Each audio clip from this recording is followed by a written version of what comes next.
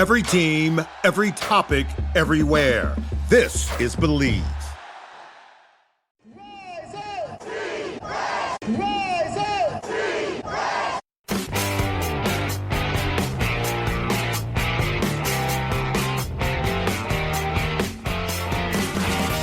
This is the Rise Up See Red podcast, all about the Arizona Cardinals and the NFL, featuring insider and outsider perspectives. Enjoy the best hour of Cardinals talk on the web. Now here are your hosts, Jess Root and Seth Cox.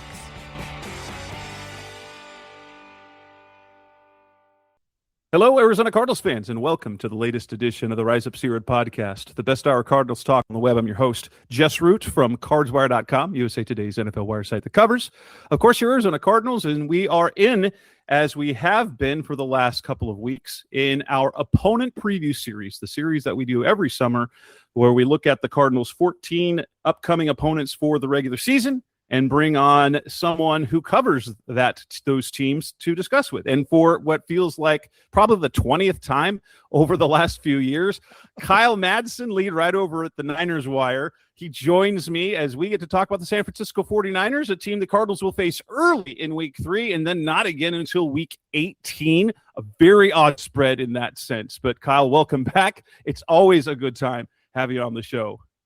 Yeah, man, fired up to be here. I always know right around mid-July I'm gonna get that DM from you.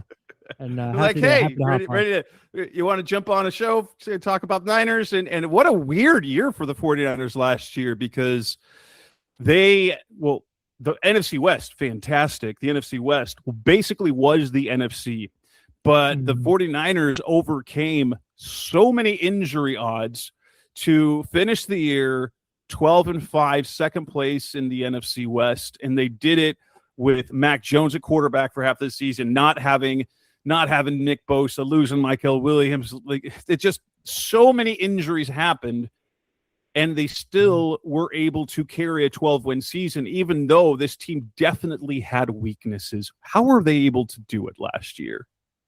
I think it's partly, and I struggle with this because I don't want to take away from what they did, because like you said, going 12-5 in any NFL season is impressive. You factor in losing George Kittle in week 1. Brock Purdy got hurt in week 1 and missed a bunch of time.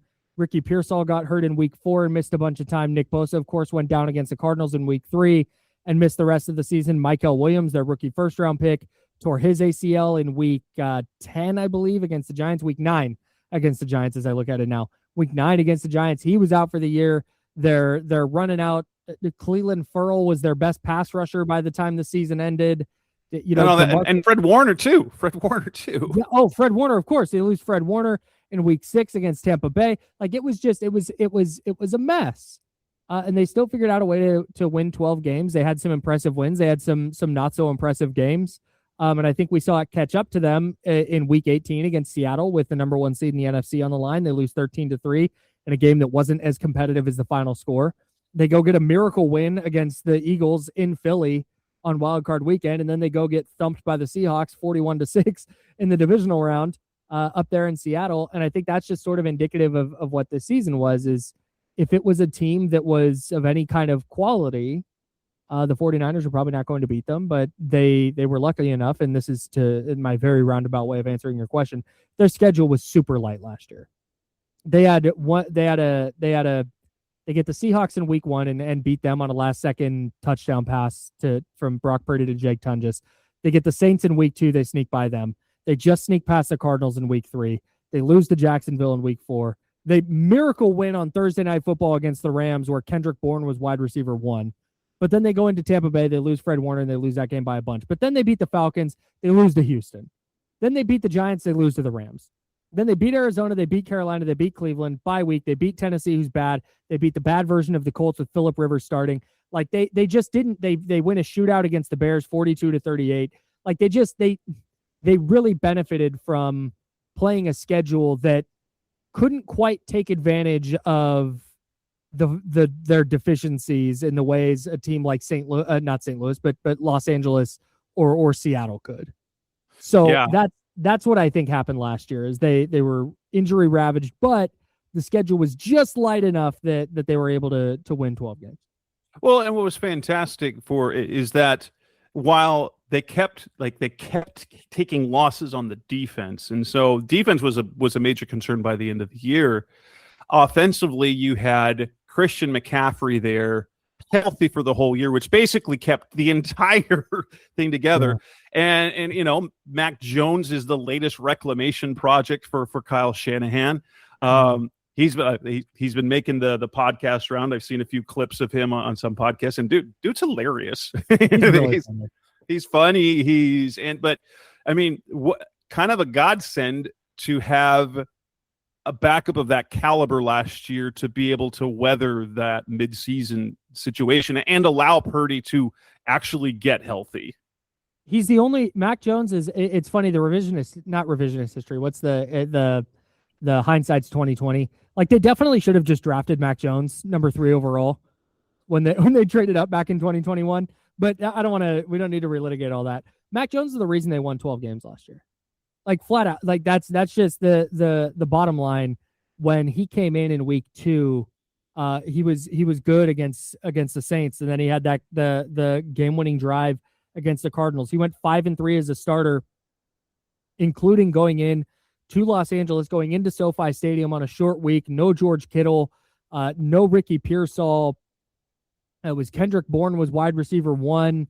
Nick Bosa had just gotten hurt. It was a mess, and Mac Jones lit it up. He was really good, and they sneak out a win against the Rams there in OT. I was pretty surprised that there wasn't a trade market for Mac Jones this offseason, because he was really, really effective as the 49ers starter. But at the same time, I think if the 49ers had given him up for a 4th or 5th round pick, I think he would have been gone. But I think San Francisco looked at it and said, Brock Purdy's had one healthy season in his career, realistically. And Mac Jones is a very high caliber, probably the best backup quarterback in the league right now. Fernando Mendoza's future success notwithstanding. But Mac Jones is probably the best backup quarterback in the league. And it was more worth it to San Francisco to have him on the roster than to have an extra 4th or 5th round pick. So I think San Francisco looked and said, if you want to give us a 1st or 2nd, great. But other than that, we'll just keep him around because might need him to start 5, 6, 7, 8 games again. Well, and you feel good about him winning those games if he does. Look about what's going to end up in a year when he's a free agent. Mm-hmm. He might get that 3rd round comp pick contract. Right. Mm-hmm. Depending on the deal that he gets, and so you get the benefit of the pick plus the extra year with Jones. I'm sure there were calls. I imagine that John Lynch was just why would I move on from him when the window that you've talked about is still there. It's kind of hanging on there in this division, and Purdy is great. But if he goes down, that with Jones, you can survive, especially with a healthy Christian McCaffrey. Were there any other surprises or disappointments in terms of what players did last year? I was pretty disappointed by what the 49ers safety room looked like. It was Marquise Siegel was a rookie 5th round pick who looked really good to start the year, but wound up losing his starting job to Jair Brown, a former 3rd round pick who he probably belongs on an NFL roster. I don't think he's a starter. Malik Mustafa, their strong safety, I think has struggled a little bit in part because the 49ers pass rush has been so bad. They drafted Alfred Collins in the 2nd round out of Texas. He got better as the year went on, but not a super productive player. CJ West out of Indiana, another defensive lineman, was fine, but not a super productive year. I expected their defensive line to be a little bit better than it was, even before the Bosa and Michael Williams injuries.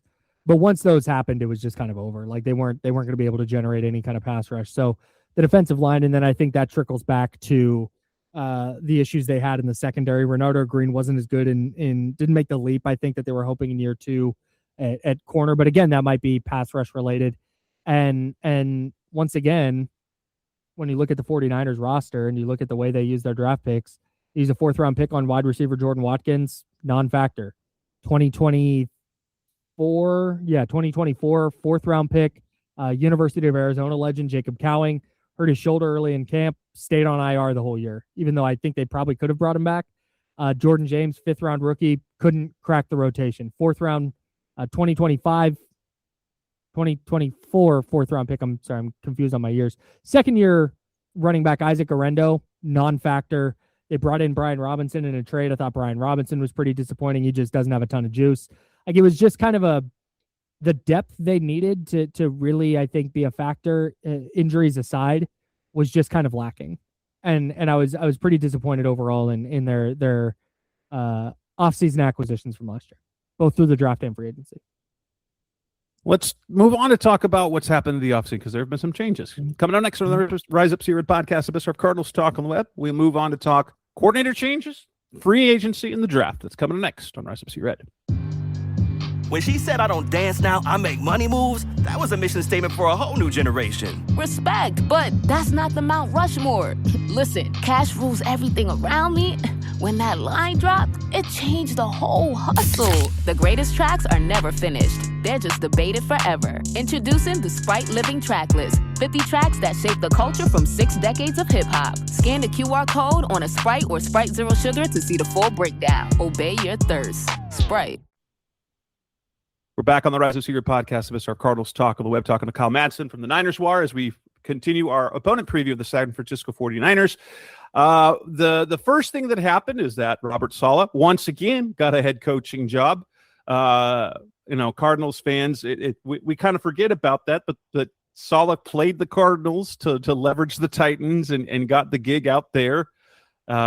Scheduled an interview with the Cardinals, telling them, hey, if we don't get a contract here, I'm going to Arizona. Gets the job over there, takes Gus Bradley with him, even though the Cardinals tried to get Gus Bradley to be the defensive coordinator here, offered him play calling stuff, and Gus was like, nah, I'm going to hang with my buddy Robbie. I got Bob. And so you bring in now Raheem Morris. What's the feeling about Raheem Morris, or is it just going to be one of those cases where, outside of the Steve Wilks move, it seems like the 49ers have coordinator after coordinator that goes on to coach somewhere? Yeah, the Steve Wilks thing is funny because even that year it was kind of a mess, right? And they ended up firing him after 1 year, but they still went 12-5. Their defense ranked 3rd in points allowed and 8th in yards allowed, and they were a play away from winning the Super Bowl. That was Kyle Shanahan's track record with hiring defensive coordinators is good enough that I think Raheem Morris, who's had really one great season as a DC, and that was when he had prime Aaron Donald. So when he had prime Jalen Ramsey in LA. Other than that, he hasn't really had a chance to be a defensive coordinator, but I think it'll be a new set of eyes. I think it'll be a new, maybe some different things schematically, but ultimately what the 49ers defensive success I think is going to come down to is whether they're healthy or not. Because last year, I don't think it was a schematic problem. Like Robert Saleh is one of the best defensive coordinators in the sport, as evidenced by the fact he had so many head coaching opportunities.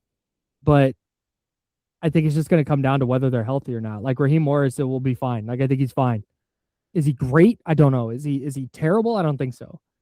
But if Nick Bosa's hurt and if Fred Warner's hurt and they don't get any kind of production out of Keon White, one of their defensive ends, or their 3rd round rookie Romello Height, who's a defensive end as well, then yeah, they're probably not going to be that good of a defense, coordinator aside. So I feel good about the hire. I think people in San Francisco have wanted Raheem Morris for a while. And it'll be some new blood in the building. It'll be a new set of eyes on what the 49ers are doing schematically.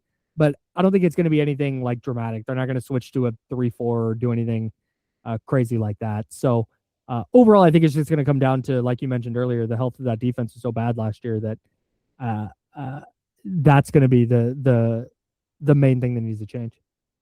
When it comes to losses in free agency, which ones will be felt the most? Obviously, I mean, perhaps you're going to Jawan Jennings going to the Vikings, but he was always going to leave the 49ers. It kind of felt like, because he interesting player, great guy to have on your team, but he wants to be more than he was in San. But then he goes to the Vikings, and he's still going to be.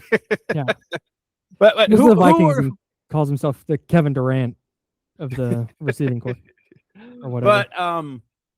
Who were the biggest, most impactful losses in the offseason? Honestly, man, like I think that's kind of it. Like Jawan Jennings was a really key piece of their receiving core, but I don't think he's irreplaceable.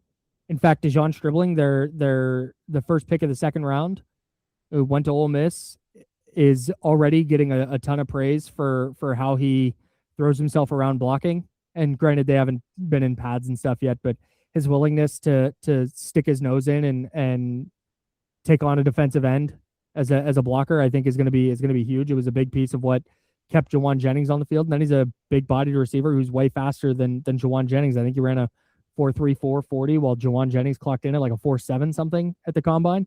So they might just be able to directly kind of 1-for-1 replace him with DeJon Stribling. Outside of that, man, they lost a couple of offensive linemen. Spencer Burford, I believe, went to the Raiders. He started a bunch of games at left guard last year. Ben Barch went somewhere. I lost track of it. Detroit went to Detroit. Thank you.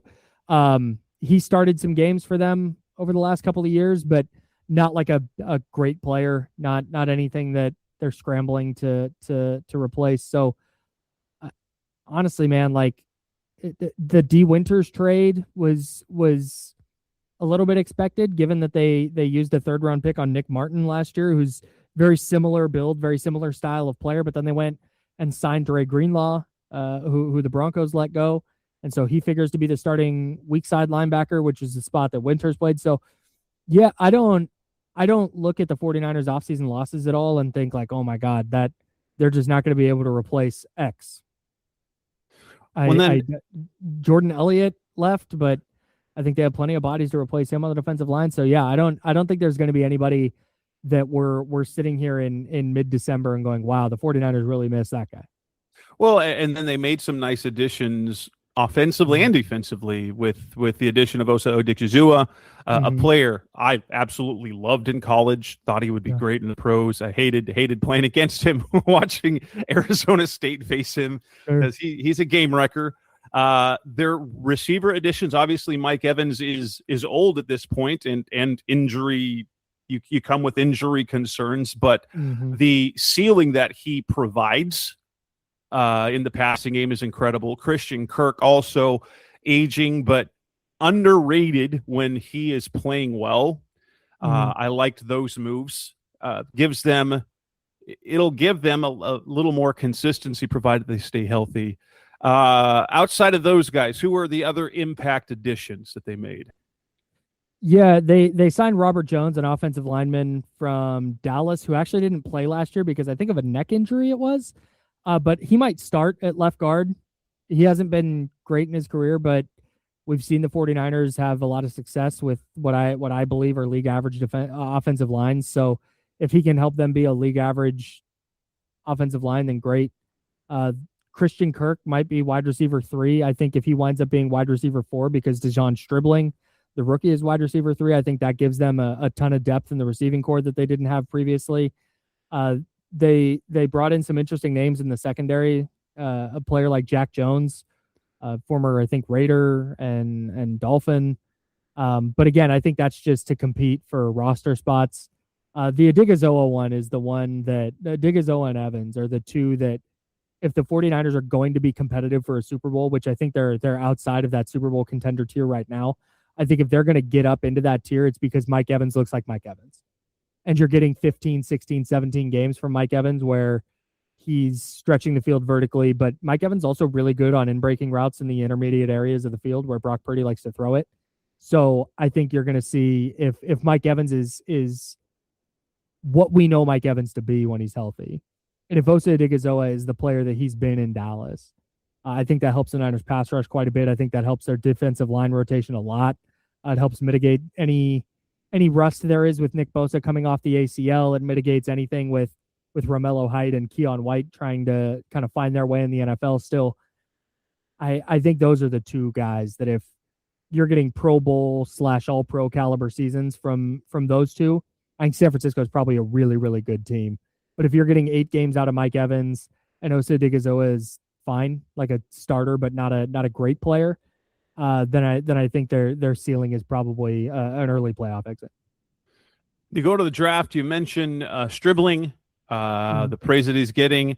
They kept trading back to land in the second round.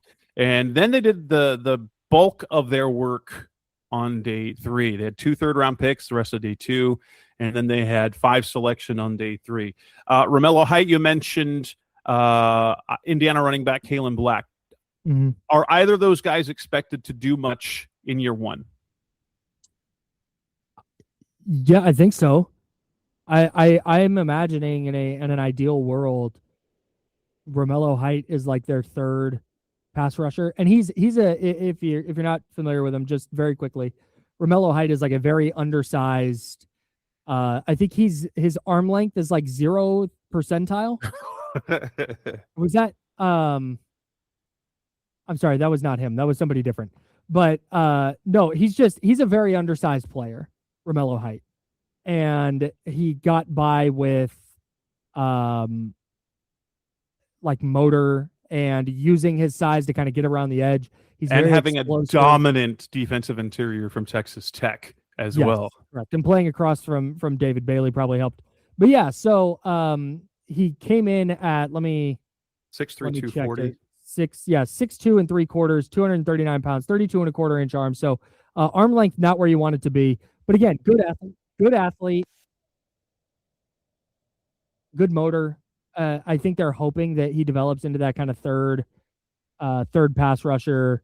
You move Michael Williams inside on pass rush situations with maybe Keon White and Osa Digazoa, and you can put Romello Height out there as this like pure speed option. I think that's kind of what they're looking for. I don't think he's going to be a 3-down player for them. And then Kalen Black is really interesting because the 49ers don't usually take running backs that early in the draft, right? They've failed miserably every time they've done it. And so whether it's Ty Davis Price or Trey Sermon, those are round 3 guys. Joe Williams, who was a 4th-round guy in 2017 who didn't even make the team. They've not had a lot of success taking running backs there. They just took Jordan James out of Oregon in the 5th round last year, and he looked good in very limited touches in the playoff blowout loss to Seattle. But like with Kalen Black, you asked if there's expectation for it. Like, yeah, man, if he's going to be a 3rd-round pick, he needs to get on the field. And we've had the conversation about Christian McCaffrey's touches for years now. Like, how do you get Christian McCaffrey a breather? And Kyle Shanahan's explanation is more or less like, well, offense is hard when Christian McCaffrey's not on the field, so we got to keep him out there. Like, yeah, bro, that's on you to figure out. Like, that's your flipping Shanahan. Like, get on it. So yes, of course, because he's an amazing player, but you've got to right. And let's keep it a stack with McCaffrey for a second. He was very good last year. He was awesome. He was super productive. But he led the league in touches and just didn't look as explosive. He looked a step slow. And it makes sense. He's had a ton of touches in his career. He's approaching 30. Like, that's just kind of what happens. He's coming off bilateral Achilles tendonitis. You don't expect him to be the player he once was, which means the 49ers need to start supplementing their backfield. And they did it a little bit with Brian Robinson last year, but like I mentioned earlier, he just didn't have a ton of juice. He didn't have the explosiveness that I think the 49ers were looking for. And they drafted Kalen Black specifically because they liked what he did as a pass catcher at the Senior Bowl. Like, what he did in drills as a pass catcher, they believe that he can do more of that than he did both at James Madison and at Indiana. So I think the hope is that he can be that not foil, but be that secondary option to Christian McCaffrey, where McCaffrey can play 75% of the snaps, and Kalen Black can be on the field comfortably for the other 25%. Or late in the game, they need to kill some clock because they're up 2 scores. Kalen Black can do it instead of Christian McCaffrey. Like, the idea is he can do that in a way that Isaac Guerrero couldn't, or that Jordan James couldn't. And so, and last thing on this, sorry, real quick. That's okay. Christian McCaffrey led the league in touches last year. He's done that 2 other times in his career. And in the season after those two seasons, he's played a combined 8 games. And that was when he was in his prime. Now he's not. And so I think the expectation for Christian McCaffrey to give you 17 games is insane. I think you're probably, if you're the 49ers, you have to be banking on, hey, we might get like 8 games out of Christian McCaffrey if we're lucky. And if you get more than that, great. But you need to have a solid contingency plan in place. And I think they're hoping that Kalen Black is that contingency plan. That would be ideal. Then you go to the day 3 picks. You get Oklahoma defensive tackle Grayson Halton, Washington tackle or Washington offensive lineman Carver Willis, one of the craziest names in the draft, cornerback Ephesians Prysock out of Washington, Louisiana linebacker Jaden Duggar, and Kansas offensive lineman Enrique Cruz. Who of that group has any chance of making any sort of impact at all as a rookie? Okay, I'm going to, once again, as is my norm, I'm going to answer this in a really long way. On the offensive side, one, I think Carver Willis could start at left guard. Like, that's already some buzz going around. I think they're going to give him an opportunity to start at left guard. He was a tackle in college, but he profiles more as an interior offensive lineman. He has a very real shot to start at left guard. I know I mentioned Robert Jones earlier, but I think that Carver Willis is going to get a lot of opportunities. Defensive side, Grayson Halton, the defensive tackle out of Oklahoma, I think really has a chance to be either a rotation player or starter. We'll see what CJ West looks like in year 2. We'll see what Alfred Collins looks like in year 2. But if you came from the future and just said, yeah, Grayson Halton was just their second best defensive tackle next to Digazoa, it wouldn't shock me at all. Like I would just buy that. I think he could be that good of a player. I was pretty surprised that they were able to get him in round 4. The guy I like the most and I'm most intrigued by is Jaden Duggar. So Jaden Duggar, his measurables are insane. He's like 6'5". He's got like 35-inch arms. He played safety in college and then converted to defensive end. And then like in his last season went, hey, I would like to play off-ball linebacker, and started playing off-ball linebacker and had success doing it. So I think he has this really unique skill set and a really unique size with his skill set. Under Malcolm Smith, the 49ers, not Malcolm Smith, but KJ Wright. Under KJ Wright, the 49ers linebackers coach, who similar build and similar kind of career arc. I think Jaden Duggar could wind up being a really, really good player for San Francisco, where he can play that Sam linebacker. Like, he can be on the field as a third linebacker in these 3 tight end sets that like the Rams like to run a lot. The 49ers combated that last year by running a ton of dime. Like, they'd run an extra defensive back out there, and it just didn't work. Because that's the point. Like, those defensive backs can't quite hang with the size of a tight end. But then the 49ers had a his name escapes me right now. I can't. Oh my God, from Tennessee. Doesn't matter. He was a special teams guy who was their Sam linebacker, and he just couldn't hang athletically. I think Jaden Duggar has the size and athleticism and skill set as a former safety to maybe stick and be good in those against those 3 linebacker sets, or excuse me, three tight end sets. Was that Burks a couple years ago? No. Yeah, he was. That was one. Oren Burks was one guy who a similar issue. This is going to really annoy me. I can't. Luke Farrell is the only name that's coming to mind right now, but he is very much a tight end and not a. Stand by. I'm going to get it here. Hang on one second. Luke Gifford. There it is. Luke Gifford. There it is. Luke Gifford. Yeah. So just not good in coverage. And I think Jaden Duggar can be that guy in coverage. And so I'm intrigued by him, but I wouldn't be shocked if he's not an impact player in year 1, because he's still kind of learning the off-ball linebacker position. So Grayson Halton, when you look at impact from day 3, I think he could have the most immediate impact out of the game. Coming up next on the Rise of Seaward podcast, the Best of Cardinals Talk on the Way. Let's look ahead to the 2026 season. What are expectations and reasonable hopes and dreams for the 49ers next coming season? That's coming up next on Rise of Seaward. When she said, I don't dance now, I make money moves, that was a mission statement for a whole new generation. Respect, but that's not the Mount Rushmore. Listen, cash rules everything around me. When that line dropped, it changed the whole hustle. The greatest tracks are never finished. They're just debated forever. Introducing the Sprite Living Track List. 50 tracks that shape the culture from 6 decades of hip-hop. Scan the QR code on a Sprite or Sprite Zero Sugar to see the full breakdown. Obey your thirst. Sprite. We're back on the Rise of Seaward podcast, the Best of Cardinals Talk on the Web now, looking at the 2026 season for the 49ers, playing in while it's not the toughest top to bottom as a division, because the Cardinals, I'd say the NFC North top to bottom is tougher. But when you talk about three teams two with like real title contenders, and the 49ers who are just outside that, and I wouldn't they were the team last year that they just kept winning games. I'm like, watch out for the 49ers because they keep winning division games, and they were going to end up with all the tiebreakers, and almost did. They start off in Melbourne against the Rams, and they will have a tough schedule. They have a tough schedule because they play in the NFC West, and they're going to play the AFC West, which has the Chiefs, who were down, but then you've got the Chargers and the Broncos, and yes, the Raiders, but we're not so worried about them this coming season. But what's sort of the hope for this year? Everyone talks about the Rams, the Seattle Seahawks. They're the defending champions. What is the feeling and the vibe around the 49ers this year? I think right now, going into the year, and again, like I said, I laid out that scenario earlier where they're healthy. Mike Evans is good. Osa Odighizola is good, and San Francisco overperforms a little bit. I think their over-unders 10.5.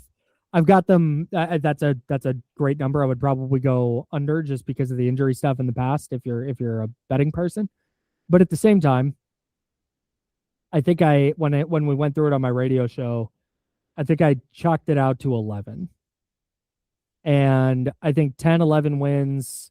You're fighting for a wild card spot because I think putting an expectation on it where they are above Seattle and LA to start the year, I think is probably wishful thinking. You can talk me into it. You can talk me into a little bit of a backslide from Seattle. You can talk me into, Matthew Stafford had some injury problems and only played 10 games, and the Rams had a kind of up and down year. Okay, I'll buy it. But just pound for pound, I think San Francisco is still probably the third best team in the division. And so if they're finishing third in the NFC West again and winning 10 or 11 games and making the playoffs as a wild card and winning around, I think that's probably the expectation going in. But I think there's room for that to change pretty dramatically, where they beat LA week 1. They get Miami and Arizona weeks 2 and 3. And then you get Denver and Seattle at home, Denver at Seattle weeks 4 and 5, where if you split those, where you're beating one of those two and moving to 4 and 1 through 5 weeks, that's where I think the expectation might start to change a little bit. So we'll see how that first game against the Rams in freaking Australia goes. It's ridiculous.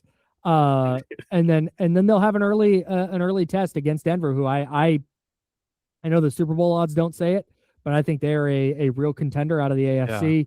Yeah. Seattle, obviously the defending champs. You got to go play them on the road, where your last game there was a 35-point loss.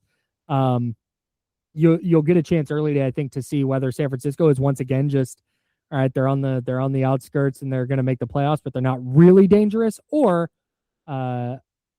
is their trajectory a little bit higher than that? How do the 49? Obviously, the Cardinals are not viewed as kind of an unserious team right now in terms of football.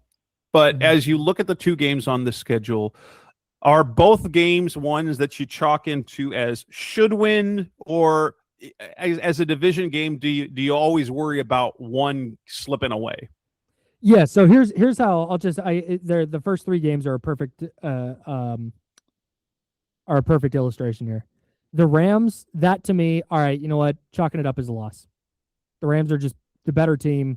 I'll give them the win there. Miami, I'm chalking that up as a win. That's I think Miami's going to be, I'm with everybody else who thinks Miami's going to be one of the worst teams in the sport. Niners win that one. Then you get to Arizona, and a team like Arizona, that's a should win, but I have a really hard time, no matter the quality of the division opponent, just being like, oh yeah, they're going to win that division game. Because division games, and I feel like specifically with Arizona, are always so weird, where I have, and this may be anecdotal, but I just have in my brain all these years when I was growing up where the 49ers were terrible, the Cardinals were good, and the 49ers always played the Cardinals tough, and then vice versa. And so Arizona is a team specifically that I always I will chalk up, maybe I'll for a prediction purpose, say, yeah, they'll beat Arizona twice, but Like realistically, if I'm getting a split with Arizona in the division, great. Like that's just always kind of what I write it up as. I see the 49ers this season definitely better than the Cardinals. I see them as a seal. They have a title ceiling. They could win it. Like they're like you could say the 49ers winning the Super Bowl. That's not crazy.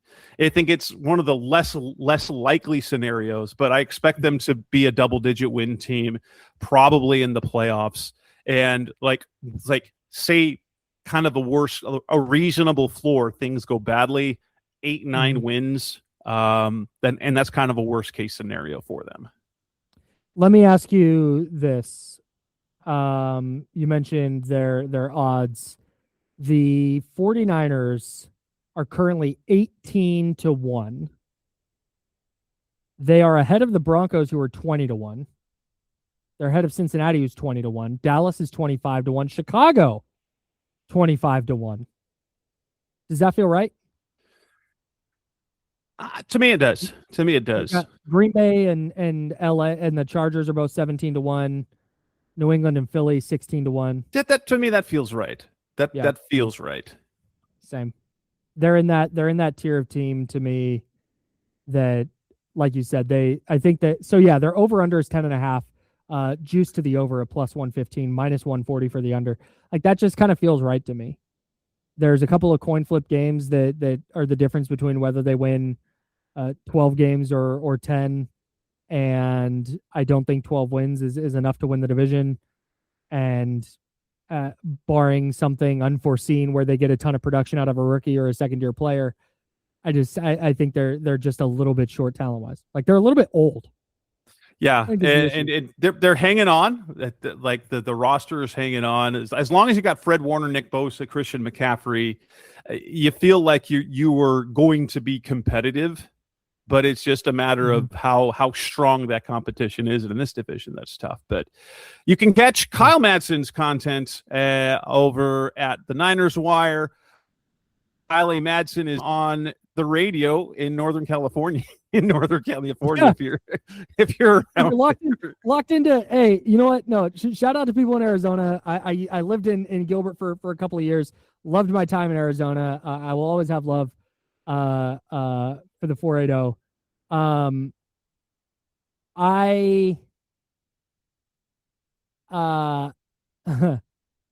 If you're a big Sacramento Kings fan, lock into youtube.com/ESPN 1320 from 7 to 9 a.m. Pacific every single day, and we can talk some Sacramento Kings basketball. All right. That's where you got it. Kyle, thank you so much for the time. As always, we'll probably see if we can get you on ahead of those two matchups during the regular season. But we've got more opponent previews coming up over the next couple of weeks, as well as training camp previews, training camp coverage, NFC West rankings, and more with my regular co-host, Seth Cox. But until then, thanks for listening as always. We'll be back again soon. When she said, I don't dance now, I make money moves, that was a mission statement for a whole new generation. Respect, but that's not the Mount Rushmore. Listen, cash rules everything around me. When that line dropped, it changed the whole hustle. The greatest tracks are never finished. They're just debated forever. Introducing the Sprite Living Tracklist. 50 tracks that shape the culture from 6 decades of hip-hop. Scan the QR code on a Sprite or Sprite Zero Sugar to see the full breakdown. Obey your thirst. Sprite. Thanks for listening to the latest edition of the Rise Up, See Red podcast. Listen to previous episodes and subscribe to the show on Apple Podcasts, Stitcher Radio, Audioboom, or many other podcast platforms so shows are delivered directly to your mobile device. Please give the show a 5-star rating and always support the sponsors who support the show. We'll be back soon for the best hour of Cardinals talk on the web. Rise Up, Red Sea, Be Red, See Red, and of course, Rise Up, See Red.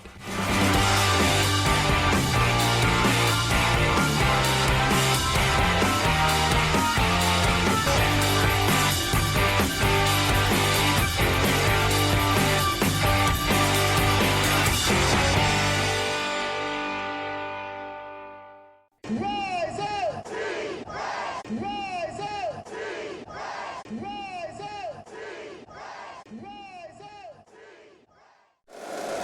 If you like the show, please take a moment to rate, review, and subscribe. It really does help the show to grow. Thank you for listening.